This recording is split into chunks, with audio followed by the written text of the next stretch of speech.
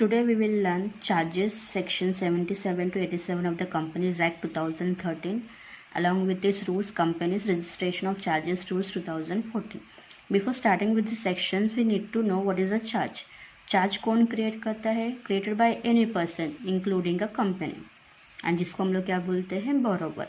Charge is created on what? On assets and properties which may be present assets or future assets. जो future में होने वाले assets है उसके ऊपर भी charge create हो सकता है. In the favor of financial institution जिसको हम लोग क्या बोलते हैं? lender. Now we'll see official definition which is given under Companies Act 2013 under section 2. Charge is what? Charge is interest or line created on property assets undertakings as a security. Charge क्या है? एक interest है, एक lion है, किसके ऊपर create होगा? वो प्रॉपर्टीज के ऊपर, एसेट्स के ऊपर, अंडरटेकिंग्स के ऊपर एज ए सिक्योरिटी. अगर मैंने कंपनी को लोन दिया तो एज ए सिक्योरिटी वो उस कंपनी के प्रॉपर्टी एसेट्स अंडरटेकिंग के ऊपर चार्ज क्रिएट करेगा कि भाई कुछ भी होगा फ्यूचर में तो एज ए सिक्योरिटी में इसके ऊपर गिरवी रख रहा हूँ indirectly, and which includes what? mortgage. Now we'll see types of charges. So there are two types of charges. First is fixed charges and second is floating charges. Fixed charges means जो fixed assets के ऊपर create होता है उसको हम लोग क्या बोल देंगे? Fixed charges. एंड जो current assets के ऊपर create होता है उसको हम लोग क्या बोलेंगे? Floating charges. Floating charges means ऐसे assets के ऊपर create करना charge जिसका value fixed नहीं है. For example stock. स्टॉक के ऊपर मैंने चार्ज क्रिएट किया लेकिन स्टॉक का वैल्यू फिक्स नहीं होता है, उसका वैल्यू क्या होता है? फ्लक्चुएट होते रहता है. तो इसको हम लोग अगर करंट एसेट्स के ऊपर क्रिएट किया चार्ज जिसका वैल्यू फिक्स नहीं है उसको हम लोग क्या बोलते हैं? Floating charges. Now before starting with this sections we need to know what is crystallisation of floating charge.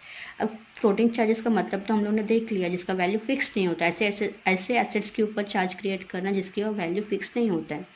Now, crystallization of floating charge means right of a company to deal in assets which are subject to floating charge comes to an end. Fixed floating charges कौन से assets के ऊपर create किया, वो assets को बेच के उसका value fix करना, उसको हम लोग क्या बोलते हैं? crystallization of floating charge. Now we'll see cases in which crystallization takes place. कौन से cases में crystallization possible है वो हम लोग देखते हैं. First case wound up. Company wound up होने जा रहा है तो भी क्रिस्टलाइजेशन होगा. कंपनी ने अपना बिजनेस करने से स्टॉप किया, अपने बिजनेस को कैरी ऑन नहीं कर रहे तो भी क्या होगा? क्रिस्टलाइजेशन होगा. अगर कंपनी ने डिफ़ॉल्ट किया पेमेंट में, जितना टाइम दिया था वो टाइम में पेमेंट नहीं किया तो जिसके फेवर में चार्ज क्रिएट किया गया है वो कंपनी के पास जाके या कोर्ट के पास जाके उसको क्रिस्टलाइज कर सकता है. Now we will see section 77 of Companies Act 2013 and rule 3 and rule 4 of Companies Registration of Charges rules 2014. Every company creating a charge. कौन सा भी कंपनी चार्ज क्रिएट कर रहे हैं या तो इंडिया में क्रिएट कर रहे हैं या तो फिर आउटसाइड इंडिया में क्रिएट कर रहे हैं, जो कंपनी के प्रॉपर्टी पे assets, undertaking, tangible assets, intangible कुछ भी होगा जो कि एसेट्स इंडिया में है या तो आउटसाइड इंडिया में है, तो चार्ज क्रिएट करने के 30 डेज़ के अंदर चार्ज होल्डर का साइन, कंपनी का साइन प्लस इंस्ट्रूमेंट, जिस चीज़ पे चार्ज क्रिएट हुआ जिसमें कंपनी का साइन, चार्ज होल्डर का साइन, जो इंस्ट्रूमेंट में चार्ज क्रिएट हुआ वो इंस्ट्रूमेंट के साथ साथ with in 30 days of creation registrar के साथ रजिस्टर करना पड़ेगा इन the form CHG 1 for other than debentures and CHG 9 for debentures. So charge create करने के होने के 30 डेज के अंदर रजिस्ट्रार के साथ रजिस्टर करना पड़ेगा दो फॉर्म से. For debenture CHG 9, for other than debenture CHG 1. So charge create करने इस एक्ट में एक अमेंडमेंट आया था. सो अमेंडमेंट था कि ऑन और बिफोर 2/11/2018 ये डेट के पहले कोई भी चार्ज क्रिएट हुआ तो एक्ट क्या बोलता है, अमेंडमेंट क्या बोलता है कि ए डेट के पहले जो भी चार्जेस क्रिएट हुआ वो charges with in 30 days of creation of that charge, और ये डेट अमेंडमेंट जो भी आया था उसके 30 डेज के अंदर चार्ज क्रिएट हो जाना चाहिए. वंस अगेन 2/11/2018 के पहले जो भी चार्जेस क्रिएट हुआ तो जब चार्ज क्रिएट हुआ उस डेट से 300 डेज़ के अंदर चार्ज क्रिएट होना चाहिए. अगर नहीं हो रहा है तो ये जो डेट है 2/11/2018 उसके 30 डेज़ के अंदर अंदर चार्ज रजिस्टर होना चाहिए विथ नॉर्मल फ़ी। जो नॉर्मल फ़ी लगता है वो होगा। अगर ये दोनों में चार्जेस रजिस्टर नहीं हुआ तो कम एक्ट ने और एक चांस क्या दिया है, 6 मंथ्स के अंदर अंदर 2/11/2018 के 6 मंथ्स के अंदर अंदर भी रजिस्टर कर सकता है, बट क्या होगा, एडिशनल फ़ी एप्लीकेबल होगा। सो ऑन और बिफोर 2/11/2018 के पहले जो भी चार्जेस क्रिएट हुआ वो चार्जेस जब क्रिएट हुआ उस डेट से 300 डेज़ के अंदर अंदर रजिस्टर होना चाहिए। और नहीं हुआ तो दूसरा ऑप्शन क्या दिया, 2/11/2018 के 30 डेज़ के अंदर अंदर रजिस्टर होना चाहिए। तो क्या होगा, वो नॉर्मल फ़ी एप्लीकेबल होगा। अगर ये डेज में रजिस्टर नहीं हुआ तो 6 मंथ्स फ्रॉम दिस डेट, ये डेट के 6 मंथ्स के अंदर अंदर भी चार्ज क्रिएट रजिस्टर कर सकते हैं, लेकिन क्या होगा, एडिशनल फ़ी, नॉर्मल फ़ी के साथ साथ एडिशनल फ़ी भी लग जाएगा। अब अमेंडमेंट के बाद 2/11/2018 के बाद जो भी चार्जेस क्रिएट होता है तो वो चार्जेस क्रिएट होने के बाद विदिन 30 डेज़ के अंदर अंदर रजिस्ट्रेशन होना चाहिए। अगर ये 30 डेज़ के अंदर रजिस्टर नहीं हो रहा है तो एडिशनल प्लस ये 30 डेज़ ख़त्म होने के अगले 30 दिन के अंदर वो रजिस्टर कर सकते हैं, लेकिन क्या होगा, एडिशनल फ़ी लगेगा। अगर इसमें भी नहीं हो रहा है चार्ज क्रिएट तो उसके अगले 60 डेज़ के अंदर अंदर एड वैलोरम फ़ी लेके रजिस्टर कर सकते हैं। तो पहले 30 डेज़, फिर बाद में 30, फिर बाद में 60, तो टोटल कितने डेज़ में, 120 डेज़ के अंदर अंदर रजिस्टर होना चाहिए। अगर चार्ज क्रिएट होने के 120 डेज़ के अंदर अंदर रजिस्टर होना चाहिए। लेकिन अभी नॉर्मल फ़ी में तो कुछ केसेस, कुछ इश्यूज तो नहीं होगा, लेकिन अगर नॉर्मल डेज़ में ये 300 डेज़ 30 डेज़ में रजिस्टर नहीं हुआ, एडिशनल फ़ी लग रहा है, तो रजिस्टर क्या कर सकते हैं, रजिस्टर कर सकते हैं, लेकिन क्या करना पड़ेगा, सफिशिएंट कॉज कि बाबा क्यों रजिस्टर नहीं हुआ, क्या प्रॉब्लम था, क्या है, सब सफिशिएंट कॉज रजिस्ट्रार को बताना पड़ेगा। अगर रजिस्टर सेटिस्फाइड है तो एडिशनल फ़ी लेके उसको रजिस्टर कर सकता है।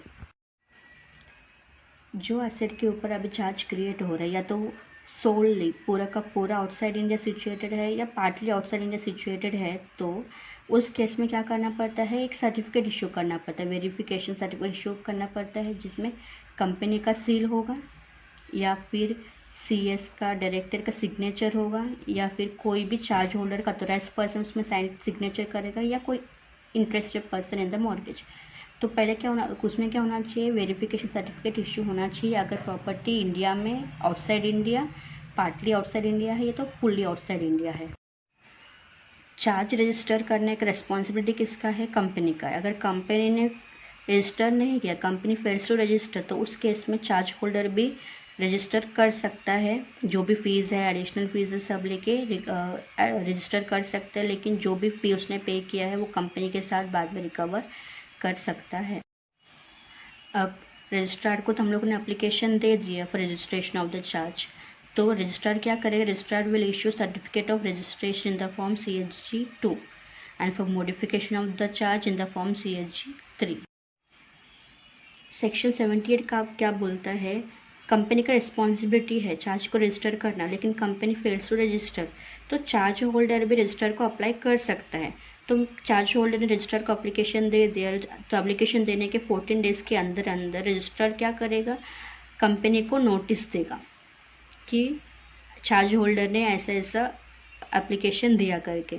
तो कंपनी के पास दो ऑप्शन, या तो कंपनी ऑन मोशन रजिस्टर करेगा या तो शो कॉज नोटिस देगा कि भाई क्यों रजिस्टर नहीं किया। तो दो चांसेस दिया, तो दो चांसेस में भी या तो कंपनी रजिस्टर करेगा, या तो कंपनी ने शो कॉज दिया कि इस रीज़न से कंपनी ने रजिस्ट्रेशन नहीं दिया।